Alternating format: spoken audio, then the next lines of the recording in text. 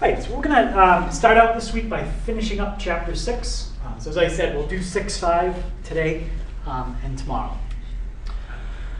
So we're going to be looking at trig functions of acute angles. What that means is we're going to look at the trig functions, and every problem is going to involve a right triangle.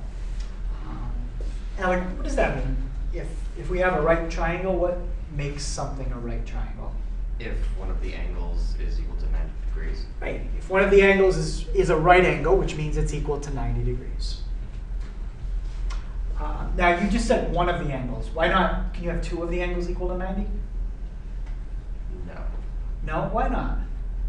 And this is going to come up a lot in this lesson. Yeah? Because then those two angles along with equal 180 and all the angles are supposed to be 180. Right. All three angles are supposed to add up to 180. So if two of them add up to 180 alone, it doesn't leave very much for the third one. So you can only have one right angle per triangle. Now the side that's across from the right angle, it's the longest side, and that has a special name. Anyone remember the longest side?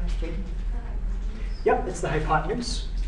And then the other two sides are shorter than the hypotenuse, and those are the, remember those? The opposite and the adjacent. They are going to be the opposite and adjacent, and there's another name for them. They're the, we have two of them as humans. Well, I guess we have two of a lot of things. Legs. Legs, yeah. So they're the legs. So the other two sides in a triangle are called the legs, and they're always shorter than the hypotenuse. Here's everything we just said in a picture. Right? The only thing that's extra in that picture is the labels that I gave to the sides. We usually label the sides A, B, and C. A and B are always the legs. C is always the hypotenuse. Now, that's not like something you have to do. That's kind of what people normally do. They play this little game and name the sides A, B, and C. But you can name them X, Y, and Z if you want, or XQP or Mo, Larry, whatever you want to do. But A, B, and C is just a way for people to kind of remember, okay, C is usually the longest side. However you want to remember it. Theta, that's the Greek letter theta, T-H-E-T-A. I think we went over all the Greek letters. But I'm saying that theta is between 0 and 90 degrees. It has to be, because this is a triangle. We already said it adds up to 180, all the angles. So the other two angles, bless you. Bless you. The other two angles, they're acute, so they have to be less than 90. If they weren't, your triangle would add up to more than 180. Okay? And they can't be negative. Okay? We don't talk about negative angles in a triangle. Right? So between 0 and 90. All right. Pythagorean theorem. Okay, what is that? All right, and now let's say somebody didn't know what you meant by A and a B and a C. What are A and B? The legs. The legs, and C? Yeah. So the idea of the Pythagorean theorem is if you square a leg plus square the other leg, and you set that equal to, it should come out to the hypotenuse squared. Right?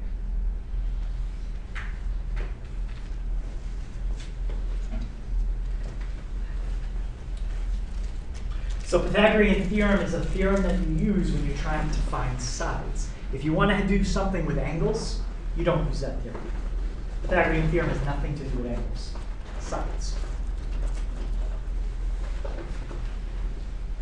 Right, so we're going to take a look at the 6 trig functions. We already did this once. The way we did it was on I think we did it on a unit circle. So like sine was y, cosine was x, tangent was y over x. Now, we're going to look at them using words. I think Gavin, Nathan, somebody mentioned them, like opposite, adjacent, and hypotenuse. So here are the first 3 trig functions defined as the ratio of sides, meaning a fraction of 2 two sides in a triangle. So sine is defined as the length of the opposite over length of hypotenuse. I didn't write length of every time. I just wrote opposite over hypotenuse. Cosine is the length of the adjacent over the length of the hypotenuse. And tangent is the length of the opposite over the length of the adjacent. Now, there's a trick that some people use to try to remember. Does anybody know? I mean, there might be more than one trick, but there's one that I know of. Yeah? SOHCAHTOA. All right, can you spell that out or kind of explain what you mean there? So is the S for sine, and then O and H like opposite over hypotenuse. Okay. Ka is cosine, and then adjacent over hypotenuse, A, H, and then TOA is same thing. So tangent, opposite over adjacent. So if you put it all together, SOHCAHTOA, if that helps you to remember it. One year I had asked what you could use to remember it, and someone said Sacagawea. No, Sacagawea is not going to help you remember trig, but you should get other stuff. But SOHCAHTOA will help you remember. All right. Now, if you can remember the first three, you can do something to get the next three. Does anyone remember what we usually do with the three on the left to get the three on the right? The reciprocal. Yeah, the reciprocal. What does that mean? 1 over whatever your original value was. Yeah, when you do 1 over something, it really just takes your fraction and does what? Flips it. Right? So that's the idea. We just flip it. So your cosecant is hypotenuse over opposite. Secant is going to be hypotenuse over adjacent. And before I show you, anyone remember the last trig function, what the name of it is? Cotangent. Yep, cotangent. And that's adjacent over opposite. Now, hypotenuse, that's an easy term. It's just the length of the side that's always across from the 90. Very simple. Just the side across from the 90. But opposite and adjacent, we're going to be careful. Those are what we call relative terms. Okay? They kind of tell you where something is, but it's relative to a certain perspective. It's kind of like if you said to somebody left and right. Well, left and right are relative. What are they relative to? The person saying. Like to me, if I said left, I mean towards the door. If I said right, I mean towards the window. Well, for you guys, it's the opposite because you're facing a different way. So depending on which way you face, it changes left and right. Same thing here. Depending on which way you face, it changes opposite and adjacent. So you've got a triangle, okay, and you've got a 90, okay, in the triangle. Let's say you're referencing everything from the angle in the lower right. That's your perspective. Okay. From the perspective of the lower right, opposite is over here.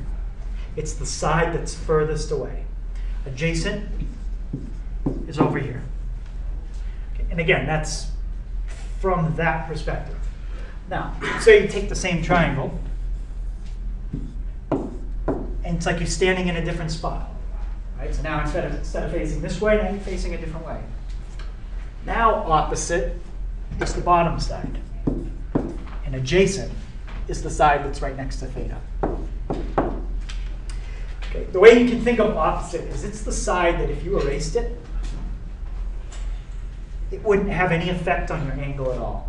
If I erase the opposite, I still have an angle right there. But if you erase adjacent, you don't have an angle there anymore. You just wiped out one of the sides of your angle. Okay. Hypotenuse, that's always the side across from the 90. So for us, that would be like saying up. As long as you're standing on your feet, whether you face the back wall, or the front wall, or whichever way you're facing, up is towards the ceiling. All right. But left and right can change depending which way you face. Any questions on that? So that's what we mean by opposite and adjacent. So let's suppose we have two right triangles and all the angles are the same. I'm not saying all the sides are the same, just the angles. Does anyone know what that means about them? If you have two triangles and they have all the same angles, there's a word to describe that. Yeah? You said they're congruent? They could be congruent, but they don't have to be. If the angles are the same, we know that they're at least this. It's like could be a larger or a smaller version of the same triangle. Similar, right? Similar. So if you have two triangles that have all the same angles, you at least know that your triangles are similar.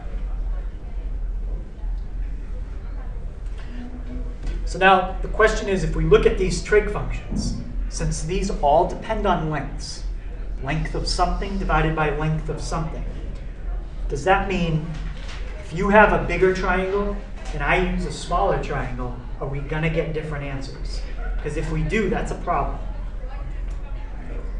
If I draw a 30-degree angle in a really tiny triangle, and you have a 30-degree angle in a really big triangle, these answers need to come out the same. If I find the sine of 30 degrees or the cosine of 30, it shouldn't matter what size my triangle is. Okay? So let's take a look and see how that works. Okay, but those trig functions should always have the same answer for a given angle. Okay? So if you tell me, for example, the sine of 30 is 1/2. That's true. The sine of 30, you can just type it in on your calculator. Sine of 30 is 0.5. Doesn't matter if you have a really, really small triangle with a 30-degree angle or a really big triangle. If that angle is 30, the sine of it is always 0.5. Let's take a look at it. Okay. What I've drawn on the left, and that's pretty much to scale, that's a 30, 60, 90 right triangle. All the sides are properly labeled.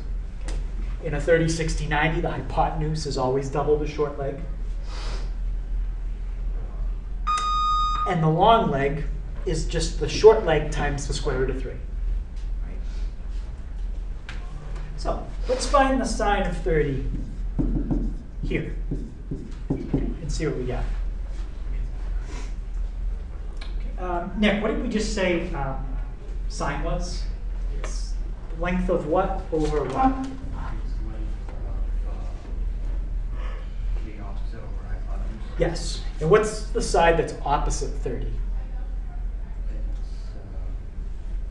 1. And what's the hypotenuse? 2. So in that size triangle, the sine of 30 degrees is 1/2. Now I'm going to make this triangle twice as big. I'm going to double every side. So now the short leg is 2, the hypotenuse is 4, and the long leg is double the square root of 3. So it's a similar triangle. It's a bigger version of the same thing. Now, let's find the sine of 30 in the bigger triangle and see what happens. Okay. It's still opposite over hypotenuse.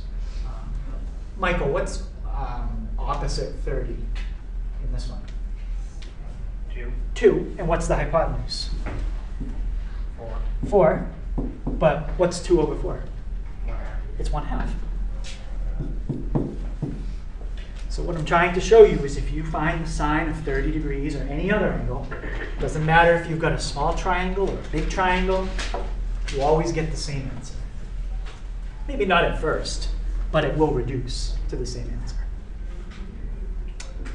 Okay. Any questions on that idea? Size of the triangle is irrelevant.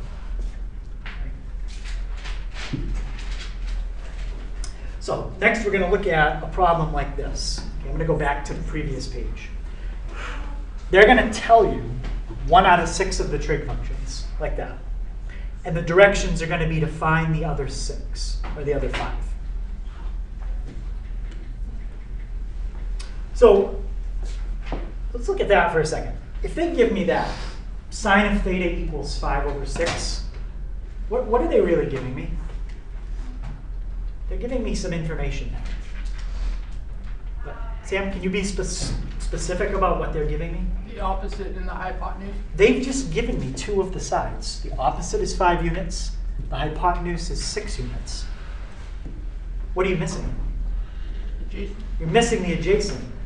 But in a right triangle, if you have 2 out of 3 of the sides, how can you get the third one? Pythagorean theorem. You can use the Pythagorean theorem. And that's basically what I'm going to describe right here. So to find the 6 trig functions, if you're given one of them, take what you're given and use it to label 2 sides in a triangle. Which 2 sides? Well, you got to look at the trig function. Maybe they give you opposite and hypotenuse. Maybe they give you adjacent and hypotenuse. Or maybe they give you opposite and adjacent. You use that information to label 2 sides, and then use the Pythagorean theorem to find the third side. And now the last part you don't really need, but I'm just saying now you know all the sides, you can find any trig function that you want.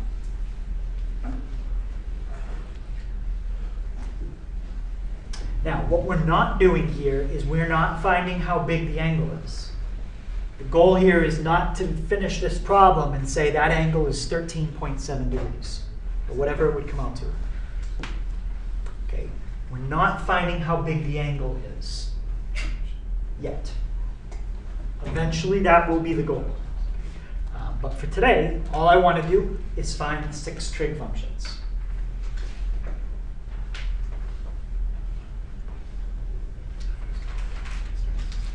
Any questions on the idea? Labeling 2 sides and then use Pythagorean theorem. Okay, so let's try it on this one. All right, so it says let theta be an acute angle. So we don't know how big it is. We know it's acute, but other than that, we're never going to know anything else about its size. But they do tell us some information. They say the sine of the theta is 5/6. Okay, let's draw that.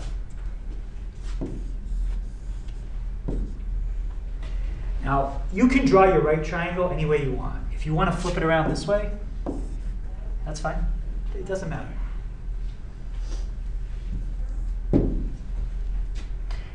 And once you draw your triangle, it doesn't matter where you put theta. Put it at the top, put it down in the lower right, doesn't make a difference. What matters now is that you put the 5 and the 6 in the right spots. Okay. So from the perspective of theta, I know the opposite and I know the hypotenuse, because that's the sine. Where would opposite go? Yep. So adjacent means next to it. So the adjacent side goes right next to it. Opposite is the side that's like farthest away. So if I said like you guys are all opposite me because you're across from me. If I said the board is adjacent to me because it's right next to me. Okay. So knowing that, where would we put the 5?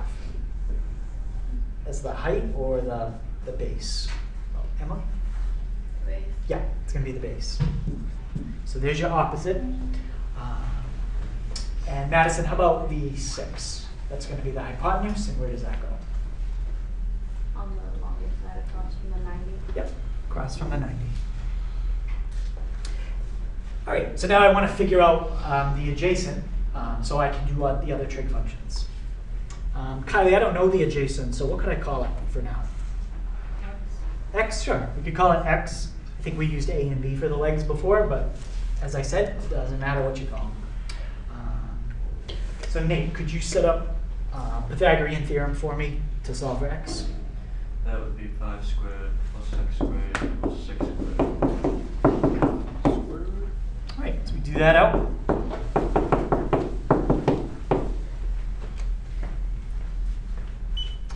Okay, Morgan, what would my next step be? Subtract 25 Yep, subtract 25 from 36. And that's going to give me 11. And now one more step to get rid of the exponent. Yeah, Jake? Take the square root. Take the square root. So x is the square root of 11. Okay, so we'll just leave it like that. Now we've got all the sides. Now we can figure out all the trig functions. All right, so let's start with sine. Well, actually, we already know that one. Sine is 5, 6. Greta, what about my cosine? That is square root of 11 over 6. Yep. We don't do any decimals with this stuff. So for this, you can leave it exactly like that. Let's do tangent. Okay, Shai, what would my tangent be? Your tangent will be 5 over the square root of 11. Okay. Any thoughts on that one? The square root can't be on the bottom. Right. We don't want to leave the square root in the bottom. So how did you remember how to fix that? You multiply by the reciprocal, or do you? Careful, not the reciprocal, but you do multiply. That's a good idea. We're going to multiply by something. Is it the square root of 11 or the square root of 11? Yeah, you have to just multiply top and bottom by the same thing. And in the top, there's not much you can do with it. It's just 5 square root of 11 over. And now in the bottom, you've got the square root of 11 times the square root of 11. That's like the square root of 11 squared. So what is that? Just 11. Can you sound like it for me? So same rules. Anytime you work with a square root, if it ends up in the bottom, just make sure you fix it. All right, let's see. They said to find all 6, so we got 3 more. Carolyn, what's the name of the trig function that you flip when you take the sign and then flip it? Which one? Secant, that's going to be when you flip the cosine. The cosecant, yeah.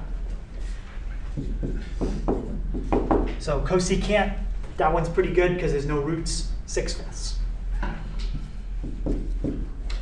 Right? She just gave us the name of the next one, so cosecant, that's your, when you flip it. I'm sorry, cosine when you flip it is your secant. And can anybody tell me what the secant would be? All fixed. Like, if there's anything you need to do, go ahead and do it. 6 square root is 11 over 11. Yep, 6 square root of 11 over 11. And lastly, cotangent. Now, to do the cotangent, you've got 2 things you could flip. What I had in red is what we had originally, but then we fixed it to what I circled in black. Which one of these would be better to flip for the cotangent? The red one or the black one? The red one. Yeah, why? Simpler, Why? because you won't have to do any more math. It's just square root of 11 over 5. Yes, when you flip the one in red, the root goes to the top and you're done. If you flip the one in black, it's okay, but the root goes to the bottom. You got to fix it all over again. Okay, so when you have something like that, try to make life as easy as you can and look for the one that's easier to flip. Any questions on how we found the 6 trig functions? Any one of those is enough information for me to tell you with a calculator how big that angle is. Is it 42 degrees, 63.6, what is it? With a calculator, I could figure it out. Okay, but that's not where we're at yet. Okay, let's look at this one. Find all 6 trig functions of theta. Okay, Devin, which side am I missing this time?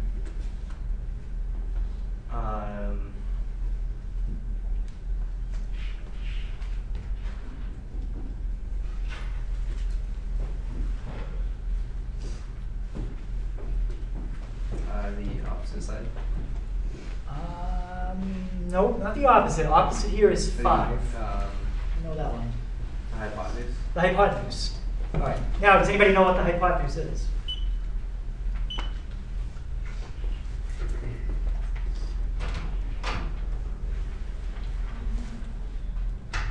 Yep. 13. 13. This is a 5, 12, 13 right triangle. All the sides come out without any fractions. Does anybody know what that's called? When all the sides come out as nice numbers? Magic.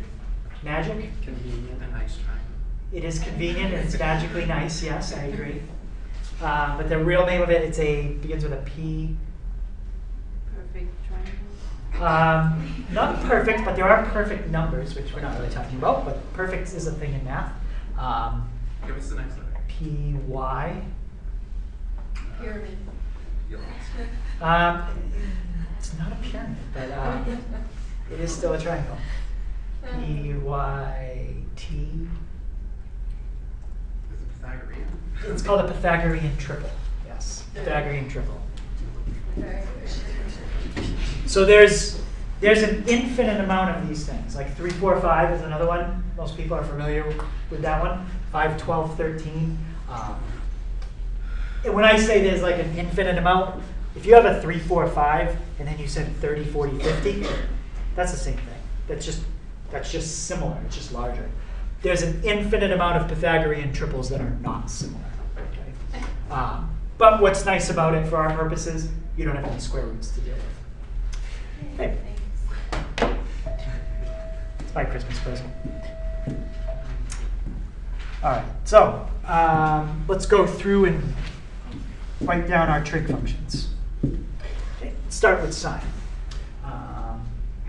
Haley, what's the sine of theta going to be? That is it 5 over 13? Yep, opposite over hypotenuse. 5 over 13, done. Alex, how about the cosine? 12 over 13. Yep, good. 12 over 13. It's good, there's no roots, we're done. Alec, what about my tangent? 5 over 12. 5 over 12. And Isabel, now to get the cosecant, secant, cotangent, what do I do with all of them? Just flip them. Just flip them. Yep. So the cosecant of the angle is 13/5. Secant is 13/12. And the cotangent is 12/5. So what we've done is we just described a bunch of stuff about the angle, and we don't even know what the angle is. It's kind of like, and I might have said this before, but it's kind of like if you met someone on the street and you described how tall they are, color shirt they're wearing, hair color, eye color. You describe all these things about the person, but you don't even know their name. You don't need to know their name. Just like this. You don't need to know how big that angle is to describe all that stuff. But if you give me a calculator, I can tell you how big this angle is, and we're going to look at that more when we get to tomorrow. Okay. Any questions on that? All right. All right, so this one says, use the diagram below to find the 6 trig functions of 45 degrees. This is a little different. The last problem, the angle was unknown, and you didn't need to know it. Okay. This problem, where would it go? Well, wherever the other problem went. That angle is unknown. I think I deleted it. Yeah, I deleted it. Undo. Okay, so you didn't know the angle here. You didn't know the angle here. This time you know the angle. Honestly, though, that doesn't really make a difference. What you really need to know is all the sides. So we're missing the hypotenuse. If we did Pythagorean theorem, what would you get for the hypotenuse? Sam? Square root of 2. Square root of 2. Is there any question on how to do that?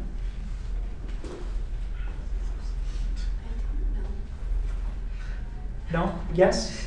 Question? No, I said, how's he so smart? I said, I don't know.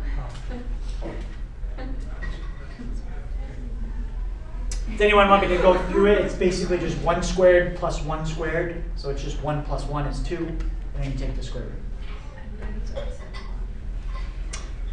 All right. So let's do our trig functions.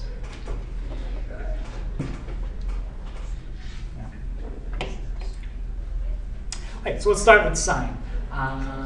Nick, what's the sine of 45?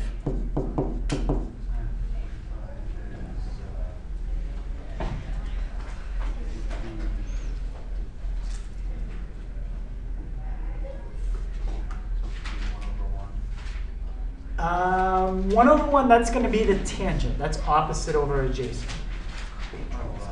1 over.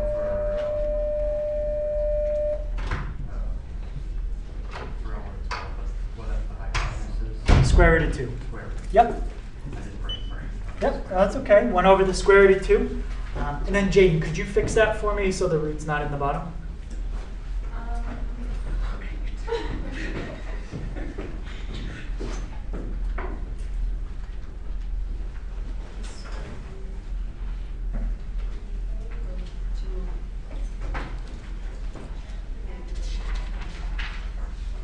So it would be square, so you multiply top and bottom by square root of 2. And what do you get in the top when you do that? Yep, and what do you get in the bottom? 2. So it's square root 2 over 2. Now, one thing we didn't really do here is say what our perspective was. You have to do everything from the perspective of a 45-degree angle. Well, you got 2 of them. It doesn't matter which one you pick. And you can switch throughout the problem if you want. Just pick a 45-degree angle and pretend like you're standing there and do everything from that perspective. Doesn't matter which one. Okay. Jake, what about the cosine of 45? Square root 2 over 2. It's the same thing because the opposite and adjacent are the same. The cosine and sine come out the same. Now, I just said the tangent. Opposite and adjacent are the same. If you divide 2 numbers that are the same, what do you always get? You always get 1. It doesn't matter if it's 1 divided by 1 or 5 divided by 5, still 1.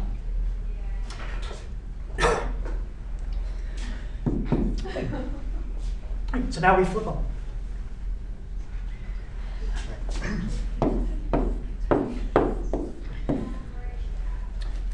Okay, so since the sine and cosine are the same, the cosecant and secant are also the same. Any questions on that?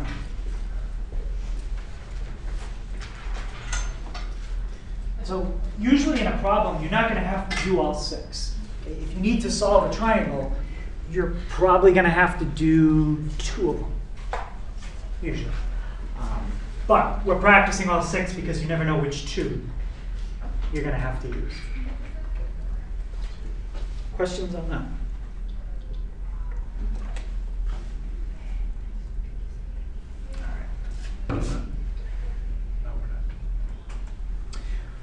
Okay, let's see if we can find the 6 trig functions of 30 and 60. Now, to do that, you've got to have a right triangle. And I'm kind of giving you a hint by starting you with an equilateral triangle. Does anyone know what I could do to that triangle? To make it so that I have a 30, 60, 90 right triangle. That's what I need to have here. Yeah? Cut it in half. What do you mean cut it in half? Right down the middle. Right down the middle? No, down the middle. Oh. It's across the middle. Oh, that's across. Like that? Yes. Well, Sort of like about like that. That's better. Sure. Okay. Take it. So We'll take it. let's look at that. Let's just trace over this and move it off to the side. So we've got this. Let's try again. Do we really have this though? This is rough.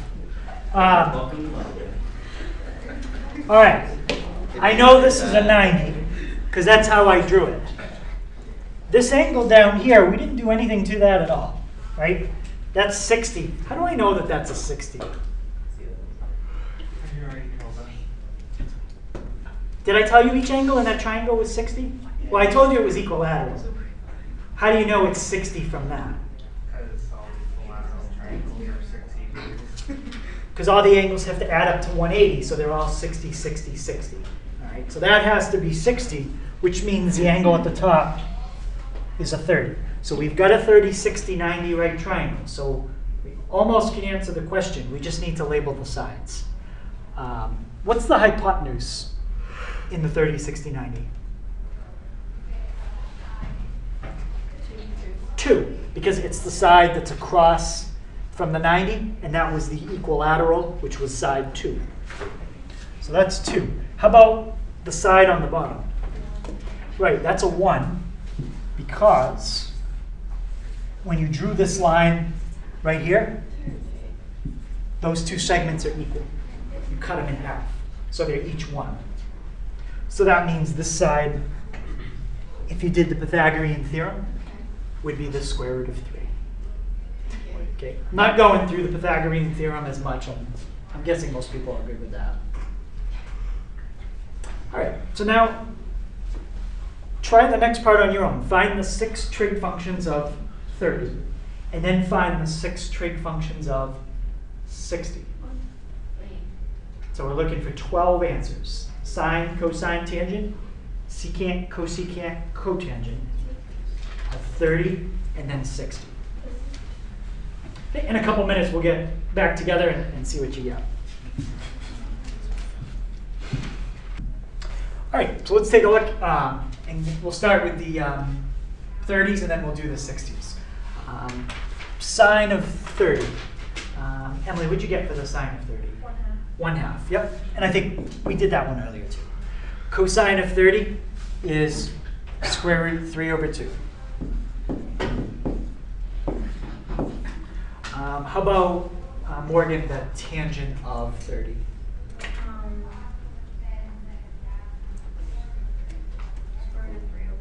Yep, it's going to be 1 over the square root of 3. I'll just start with that. If you had that, you were good. You just didn't fix it, so the root wasn't in the bottom. But it's still handy to have that, because when I do the cotangent, I can just flip, bless you, 1 over the square root of 3, and I'm good. Shai, what about my cosecant? The cosecant is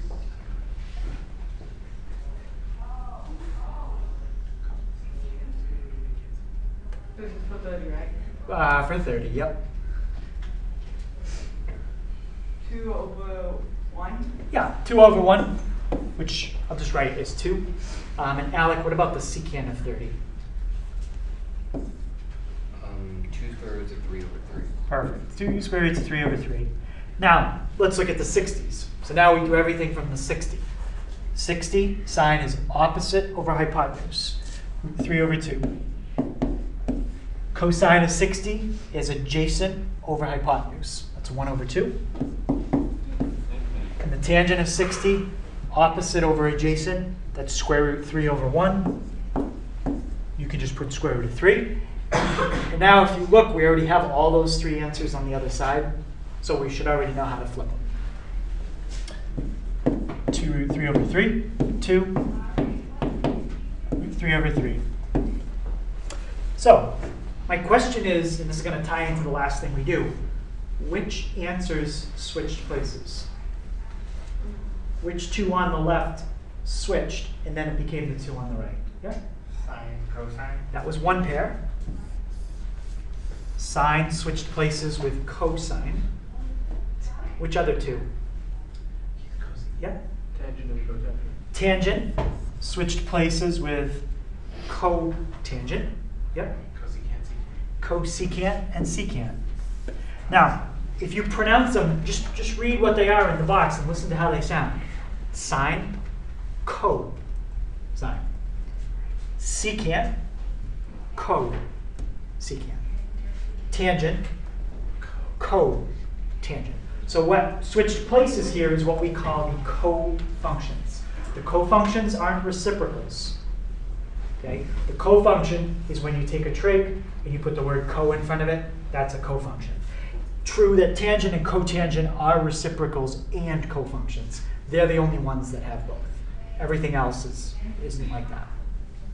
Right? So we'll come back to the idea of cofunctions when we do our last thing. All right. Two angles are complementary. Just a reminder of what that is if they add up to 90. Now, I think we already have answered this question in different ways. But I would say that the two small angles in a right triangle are always complementary. Why? Why would the two small angles in a right triangle always be complementary? And I think we've already kind of mentioned this. Yeah?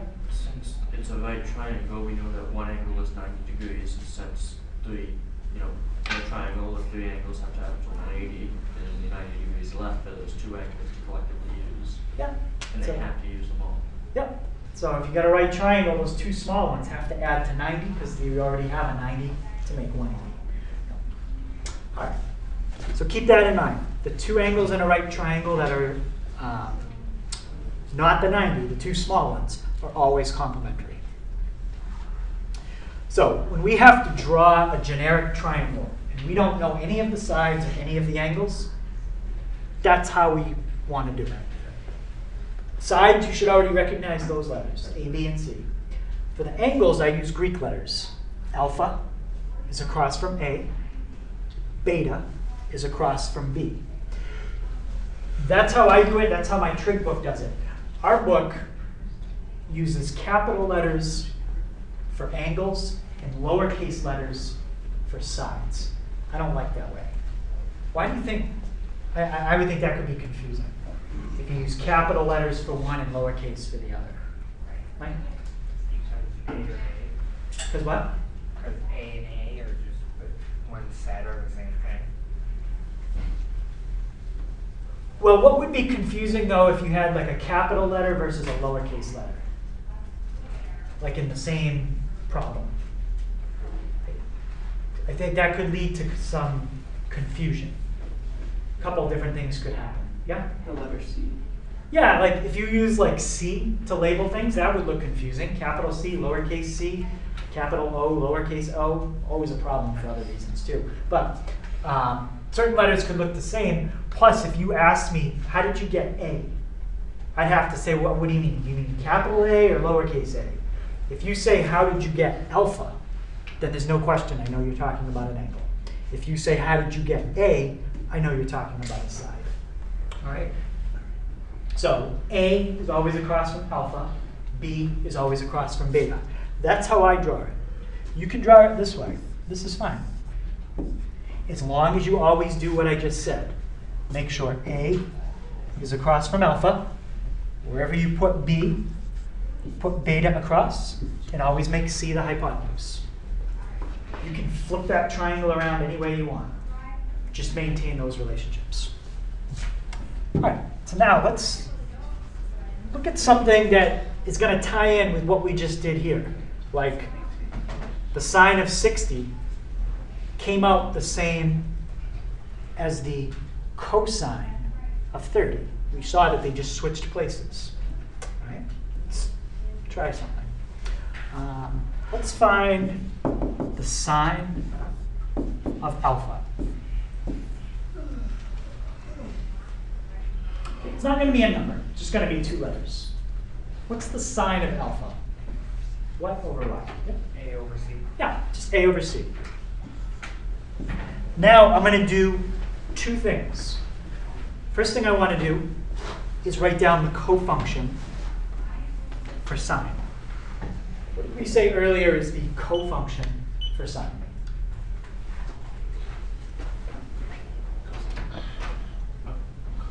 Cosine. So cosine. And now, instead of alpha, I want to use the angle that's complementary to alpha, which is beta. So we did two things. We found the cofunction of the first one, and we found the complement of the first one. Cofunction, complement. Let's see what happens. Cosine is adjacent over hypotenuse. What side is adjacent to beta? A. What's the hypotenuse? C. we got exactly the same answer that we got the first time. Okay? There's a bunch we could do. We'll do one more, and then I think that'll be enough to kind of see. How about Connor, pick a trig function. Let's go with cosecant. Cosecant, and pick an angle. Let's go with beta. Beta. So he picked cosecant of beta. Now, before I even find it, let's just write down the other one that I'm going to find. What's the cofunction that goes with cosecant? Secant. I know you said you just put the word co in front of it, but it's not cocosecant. That sounds weird. We just call it secant. So secant. And now, what's the complement to beta?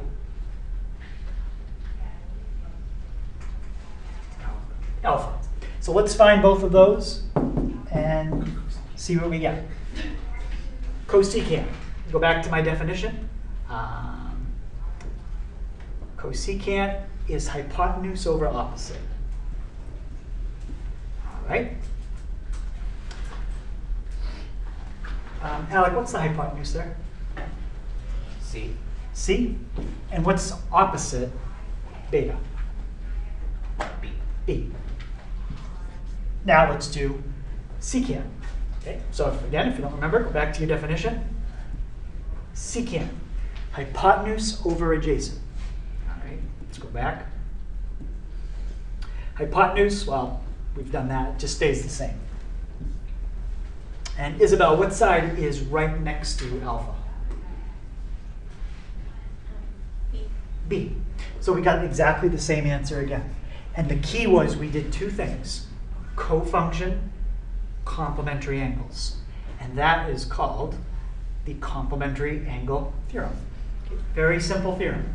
It says that if you have cofunctions and you have angles that are complementary, they come out the same. They're equal. So cofunctions of complementary angles are the same. So let's look at two calculations, and then that'll be it. Now, these are calculations that I've picked certain numbers and certain functions to make this work out very nicely. Right, so you're not going to need a calculator to simplify this. I have the sine of 35 minus the cosine of 55. Now, if you change that 55 to a 54, you can't do this without a calculator. This is set up for something special to happen. Rebecca, sine, cosine. What kind of functions are those?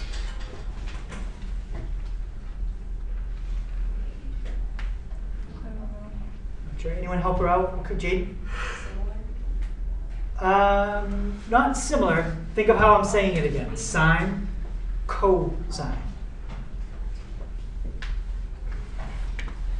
Emily? They're cofunctions. Right? So when we just talked about cofunctions of complementary angles being equal, well, let's see if that's what we've got here. Sine and cosine, we got half of it. We've got cofunctions. What about 35 and 55? What do they add up to? 90. What does that mean if they add up to 90? They're complementary. So we have cofunctions of complementary angles in this problem. What do we know about cofunctions of complementary angles? Yeah, they're equal. So I don't know what the sine of 35 is. I have no idea. It's a decimal. I really don't know. The cosine of 55, I don't know what that is either. But I know that these two things are equal. And that's all I need to know. So what would the answer be? 0. Subtract two things that are equal. Your answer is 0. Right? Let's look at this one. Tangent of 20 divided by cotangent of 70. Tangent, cotangent. What kind of functions are those? Yep, they're cofunctions. What about 20 and 70? What do they add up to? 90. So I have cofunctions of complementary angles, that means they're equal. Don't know what the tangent of 20 is. I don't know what the cotangent of 70 is. All I know is I'm dividing two things that are the same. So what would I get there? 1. Again, change that tangent to like a tangent of 21 degrees. Now you can't do it without a calculator. Yep. Hey, could you explain A again? I don't like it. Do you see how these two are the same? Because you have sine, cosine, that makes them cofunctions. 35 and 55 add to 90. So you have cofunctions of angles that are complementary, which means you're subtracting two things that are exactly the same. And anytime you subtract two things that are the same, you get 0. Right, yeah, this is kind of more of the same. Looks a little more complicated, but it's really not that much. Anyone think they know what the answer to that one would be? 5. Yep. Secant, cosecant, cofunctions. 75 and 15 add to 90. Cofunctions of complementary angles. When you do that division, you get 1. Then you just got to do 1 times 2 plus 3. So when you divide two numbers that are the same, doesn't matter what they are, you always get 1. When you subtract two numbers that are the same, doesn't matter what they are, you always get 0. How about if you add two numbers that are the same? Do you always get the same number? You think, Kyle? No. If you add two numbers that are the same, you get the number doubled. Whatever the number is, we don't know. How about if you multiply two numbers that are the same? Do you always get the same number, Connor? No. No. If you multiply two numbers that are the same, you get the number squared. So it depends. So the only time this trick works is with division and subtraction. Okay. Questions on that? Okay, so that's the first part of 6.5. So 1 through 14, again, it looks like it might be a lot, but finding the sine, the cosine, the tangent, secant, cosecant, and cotangent, that would be 6 separate questions. So that's how that's set up. So it's 1 through 14, 16, 18, 21 to 23. That's all in the book. And then the two questions that aren't in the book are sine of 40 divided by cosine 50, tangent 35 minus cotangent 55. Okay, so we'll go over that tomorrow. We'll finish up 6.5 tomorrow. And then on Wednesday, we'll start our last section for the week.